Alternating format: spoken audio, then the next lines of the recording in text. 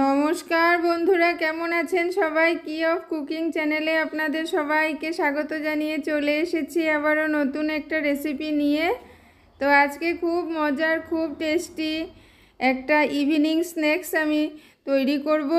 তো দেখুন আপনারা কেমন করে বানাচ্ছি। খুব ইজি, কোনো ইনগ্রেডিয়েন্টস আপনাদের কিনে আনতে হবে না, যেগুলো ঘরে থাকা সব কিছু দিয়ে এটা তৈরি হয়ে যাবে। তো তার জন্য প্রথমে আমি কিছু ধনেপাতা, কিছু কাঁচা লঙ্কা, পেঁয়াজ একটা বড় সাইজের, সব কিছুকে আমি কুচি করে নেব।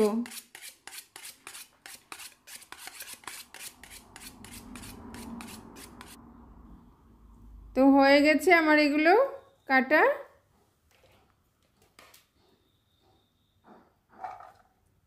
এখন একটা বোল ভর্তি করে আমি নিয়ে নিলাম কিছু রাইস, 2-3 চামচ বেসন, আর কুচি করা সবগুলো পেঁয়াজ, কাঁচা লঙ্কা, ধনেপাতা সব একসঙ্গে দিয়ে দিচ্ছি আমি।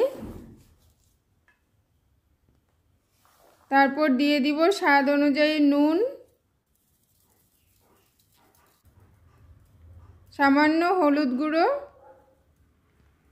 চাট মশলা, দিলাম গোলমরিচ গুঁড়ো।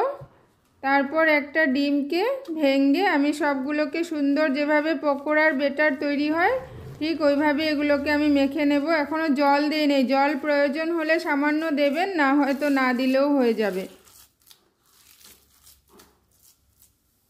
আমি এখানে জল ইউজ করি নাই। তো আরেক দিকে আমি 2-3 কাপ মতো তেল আমি গরম করে নিয়েছি, সাদা তেল গরম করে পাকোড়ার শেপে এগুলোকে ছেড়ে দিচ্ছি।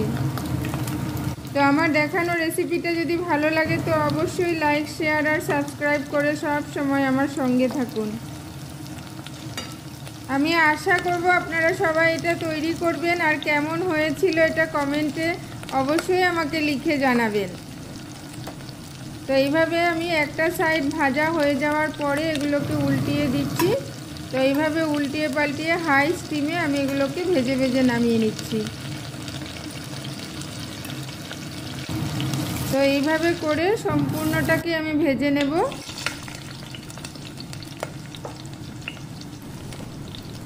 বাড়িতে কোনো অতিথি আসলেও ঝটপট বিকেলবেলা আপনারা এটা বানিয়ে দিতে পারবেন। তো এই যে দেখুন আমি প্লেটিং করে নিয়েছি, এখন আমি এটাকে সার্ভ করে দিব।